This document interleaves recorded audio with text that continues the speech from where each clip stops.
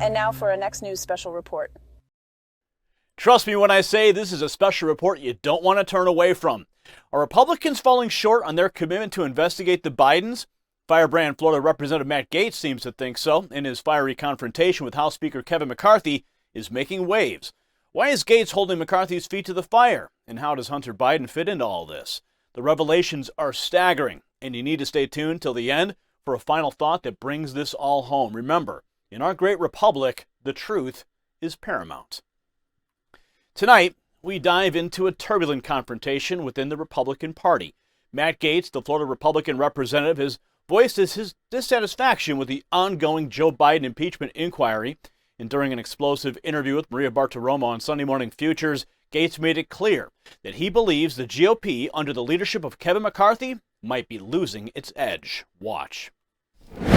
So tell me why you are threatening Speaker McCarthy and trying to shut down this government at a time that the Republicans have finally gotten some upper hands here in terms of wins, able to investigate President Biden on what looks like bribery.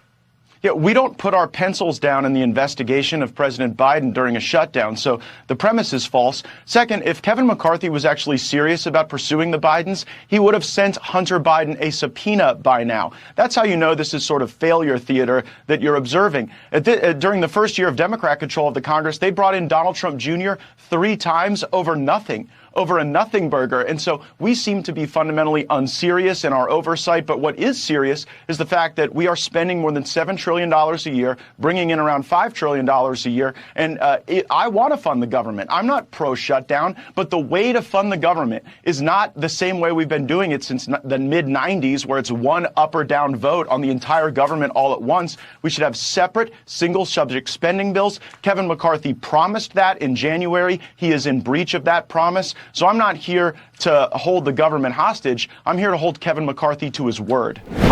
Somebody should. The GOP is spineless. You heard what he said there, right? That the Democrats brought in Don Jr. 3 times over a nothing burger. And what have they got on Hunter and the rest of the Bidens?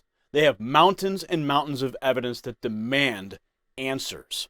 And where's the GOP? Yeah, you saw a report last week when Gaetz put out that tweet. Here's a subpoena. Just needs your signature. And where is it? Nothing. This is all a dog and pony show at the top levels of the GOP.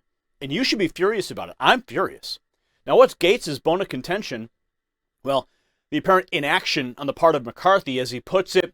We don't put our pencils down in the investigation of President Biden during a shutdown. The premise is false. It's a strong assertion, suggesting the Republicans should continue their pursuit relentlessly. And Gaetz emphasized if McCarthy was genuinely intent on pursuing the Bidens, yes, he would have sent the subpoena to Hunter by now. What's even more startling, and Gaetz didn't stop at criticizing McCarthy, he labeled the House Republicans as fundamentally unserious, drawing a comparison to the Democrats' rigorous investigation during their majority reign. In stark contrast, the Democrats, like I said, brought in Donald Trump Jr. 3 times over nothing. And what are the Republicans doing? Well, in Gaetz' eyes, not enough. But not all within the GOP aligns with Gaetz' viewpoint. House Oversight Committee Chairman James Comer presented a somewhat different take. Speaking to Sean Hannity, Comer reassured viewers that the investigation is following the money. And where will this money trail lead? Whether it's Joe Biden, Hunter Biden, or Jim Biden, well, Comer emphasized that subpoenas would be dispatched accordingly. So this raises the question, is the GOP strategy more subtle, or is this indeed an oversight? Watch. Yeah, right. Well, what I said on day one of this investigation is we were going to follow the money. And right now we followed the money. We found the shell companies. We subpoenaed the bank records of those shell companies. We found wires from 5 different countries, from China to Romania to Ukraine to Russia to Uzbekistan, to the shell companies that were then dispersed to 9 different Biden family members. Now we've taken the 2 leading Biden family members who received the most disbursements from this laundered money from foreign nationals, and that would be Hunter Biden and Jim Biden, and we are now subpoenaing their bank records. So we're following the money. Subpoenaing their bank records. Come on, subpoena them. Grow a spine, please. Bank records? Really? Pieces of paper? Drag them into the committee and make them sweat under the camera's lens. Okay? That's what we need. Okay? No more paper games. Please? Once we get those bank records and review those bank records, we will continue to follow the money. If that leads to Joe Biden or to Hunter Biden or to Jim Biden, then we will bring them in and subpoena them. But right now, we've been consistent. We've been transparent. We're following the money. And I can tell you, we found over $20 million that the Bidens have received from foreign nationals. And the Biden family cannot say one thing they did to account for what they received that money for. I mean, how much longer do we have to wait? He says, we're going to follow the money, we're going to get the bank records, and if it leads to them, then we're going to drag him in. What are you waiting for? Drag him in now. You know, as we navigate the tides of this ongoing investigation, we need to reflect on something that's critical about like our well-being. Much like how investigations should follow every lead to ensure justice, our health requires a comprehensive approach. And if you've been feeling off, a health reset might be what you need. It's no basis claim. Pure Body Extra is backed with science. That's right. The mineral zeolite, scientifically shown to detoxify your body at the cellular level, is a game changer, and it's one you've been waiting for. Touchstone Essentials has crafted an offer exclusively for our viewers. Supplies are dwindling, and so are you ready to prioritize your health? Visit detoxwithgary.com or tap more below this video to access the link. Now, as we circle back to the crux of tonight's report, Gaetz has a clear stance on government spending.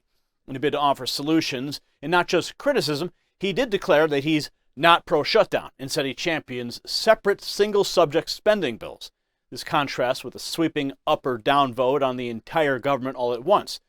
Now, did McCarthy promise this in January? According to Gaetz, he did. And he's now in breach of that promise.